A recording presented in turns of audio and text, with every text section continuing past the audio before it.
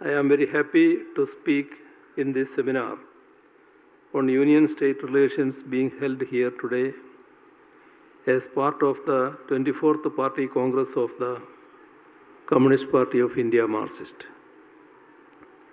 The issues in Union-State relations have become a major discussion point in the present day public discourse for more than one reason. In view of this, the seminar here has a very significant contemporary relevance. Over the last 7 decades, there have been consistent demands for restructuring the powers of different tiers of government, both from the political and fiscal sides. In the 1980s and later, in the first decade of the 2000s, the Union government appointed the Sarkaria and the Punchi commissions to suggest measures in this regard. These commissions submitted many useful recommendations. Unfortunately, not many of them have come into effect. Nevertheless, there have been changes.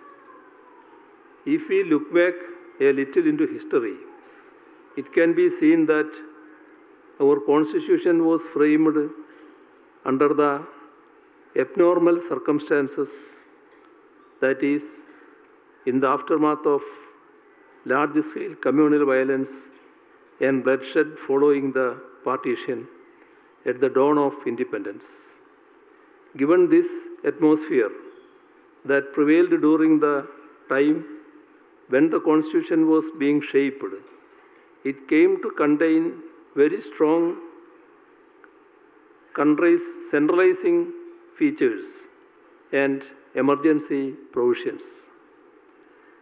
Be that as it may, the question that bothers us most in the present scenario is whether in recent times our polity is becoming more and more unitary in nature, even during normal times. This, I would say, is the peril faced by federalism in India today. The prospects ahead depends on how best we are able to counter this tendency in a democratic manner. Federalism is now judicially recognized as a part of the basic structure of our Constitution. There have been interventions from the Supreme Court and the High Courts since the 1990s, when powers under Article 356, which enables the Union to take over the administration of a state on perceived breakdown of the constitutional machinery, have been invoked. In the period since independence, this has been the most overused article of our Constitution, belying the fond hope of the chairman of the drafting committee of the Constitution, Dr. B.R. Ambedkar, that Article 356 would remain a dead letter. Having said this, I would now turn to the fiscal side before discussing the political aspect in Union-State relations. Mutual respect and recognition of powers of the states in their constitutionally provided legislative domain is the basic principle of a federal setup. States are facing an inbuilt imbalance of fiscal powers, as stated clearly by the 15th Finance Commission. While states have nearly 62% of the total expenditure obligations, they have power to raise only 38% of the total revenues. This fiscal imbalance is being worsened by the expanding number of centrally sponsored schemes in which the states are being made to bear an increasing cost burden. Since 2015-16, the share of the states has increased from 25 to 40% in most of these schemes. At present, the Union decides the minute details of the centrally sponsored schemes, making them one size fits all across the states, which are having vastly different local conditions. Of late, the Union is also insisting that these schemes, funded jointly by the Union and the states, should be branded as Union schemes. This has become a major point of difference, and some of the states have expressed very strong reservations in reducing schemes with national priorities as publicity for the ruling dispensation at the center, with the states being made to act as vehicles of propaganda. This trend goes counter not only to federalism but also to democracy. States need to have full freedom to spend in the items constitutionally allotted to them. If the Union considers certain priorities important, it should discuss these with the states, and together, broad parameters can be laid down. Instead, conceiving schemes with rigid criteria and insisting that states act as brand ambassadors of the ruling party at the center cuts at the root of federalism and democracy. We need to raise our voice in the strongest possible manner against this tendency. Apart from the above examples of incursions into the legislative domain of states include Union legislations on minor ports, dam safety, and the formation of Ministry of Cooperation. All these are subjects in the state list of the 7th schedule of the Constitution. On the revenue side, tax rates across the country have been made uniform, first under the value-added tax and then under the goods and services tax. As a result, states lost much of their already limited fiscal space to mobilize own tax revenue. Though some argue that GST is based on sharing of tax sovereignty, it cannot be omitted to note that the rate sharing in GST regime is unfavorable to the states. Forced to adhere to mechanical deficit targets, spending by the states in social and economic spheres faced a backslide. This left the poor and the marginalized sections of the society facing the risk of losing social security. In this context, provision of relief by the states to the poorer sections of the society is derisively called as freebies, while taxing the unearned and inherited income of the super rich lightly is considered as a necessity.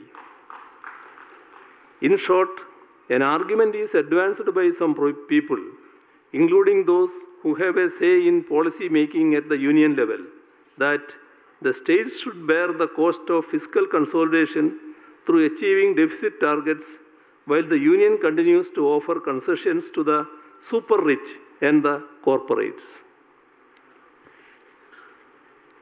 The fact that this is happening at a time when the top 1% had the income and wealth shares at 22.6% and 40.1% respectively in 2022-23.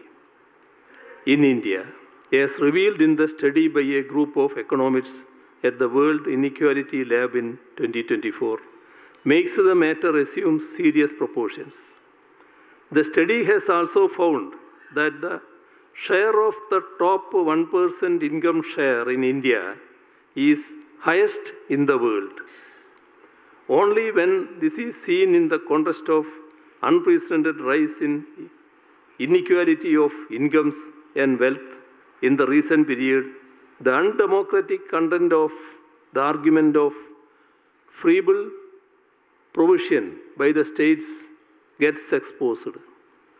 Further, unreasonable restrictions are imposed on the borrowing limits of the states by unnaturally expanding constitutional provisions to include the borrowings by special purpose vehicles as that of the state governments. While the Union does not include such borrowings in its fiscal deficit, this rule is being unilaterally imposed on states like Kerala, thus preventing its ability to incur capital expenditure for their much-needed infrastructural development. We have been forced to enter into litigations against this unjust and anti-federal action on the part of the Union government. Now I come to the political aspect. If this is the scenario in fiscal relations between the Union and the states, we find palpable anti-federal acts which are being resorted to frequently in the recent past. Bills passed by the state legislatures are kept pending in Raj Bhavans for inordinately long time.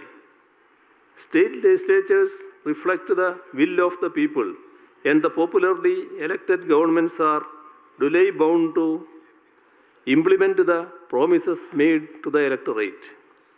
Keeping bills passed by these democratic bodies by delaying and at times withholding assent for no valid reason are big challenges to federalism, democracy, and other important constitutional values.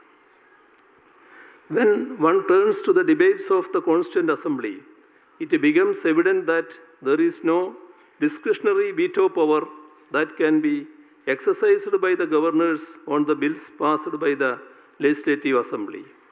Despite this clear intent in the Constitution, many of the states ruled by parties other than the one running the Union have faced this arbitrary action in the recent past and have been forced to move the apex court. Another issue is the ever-expanding concurrent list leads to incursion into the state's legislative domain. It is also pertinent here to mention that there is no consultation with the states when Union enters into international treaties which affect the states in a substantial manner, like depressing the price of farm products. Let me now turn to an important issue facing the states in the realm of higher education.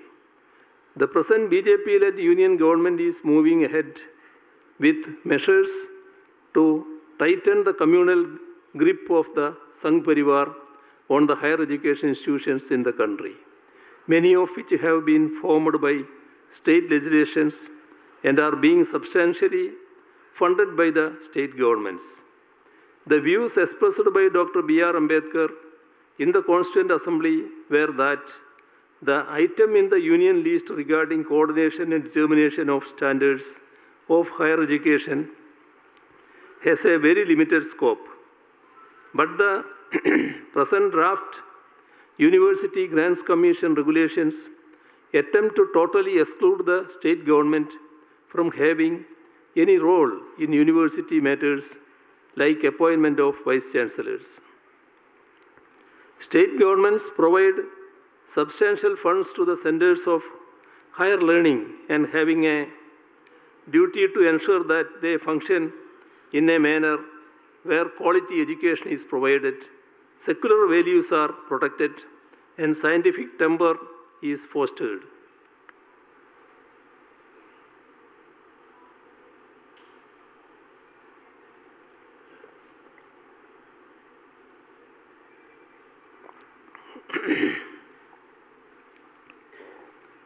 If states are kept out and prevented from performing those duties, it would be an anti-federal and undemocratic act aimed at furthering the partisan political and communal interests of the ruling party at the center and its associates.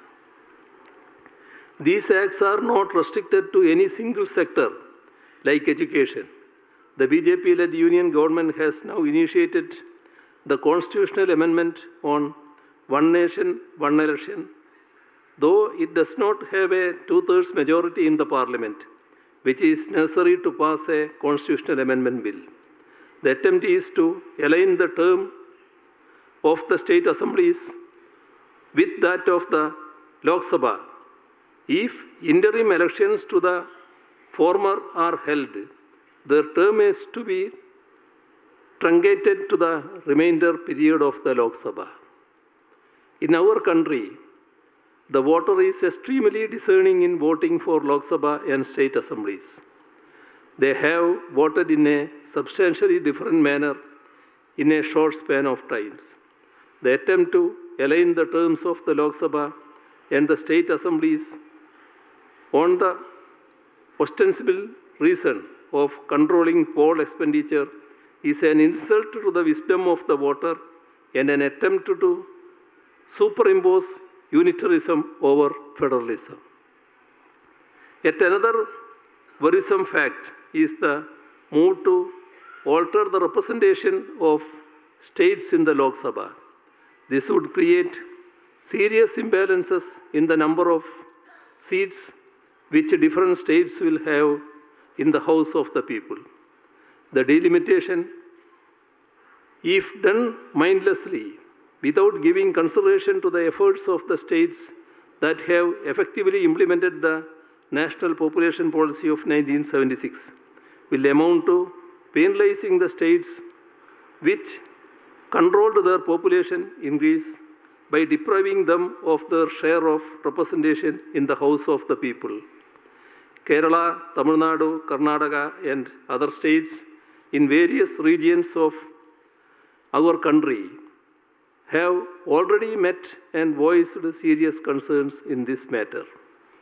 Already states which have effectively controlled population by taking substantial measures in the fields of education and healthcare are in a situation where their share in the divisible pool of union taxes has been shrinking. Now these states face the possibility of a lower representation in the parliament.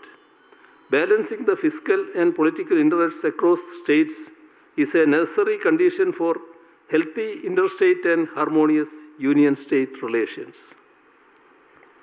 Attempt to give citizenship based on the religion of those who migrate is yet another act to the BJP-led union government to contempt state governments to implement actions torpedoing the secular fabric of the country.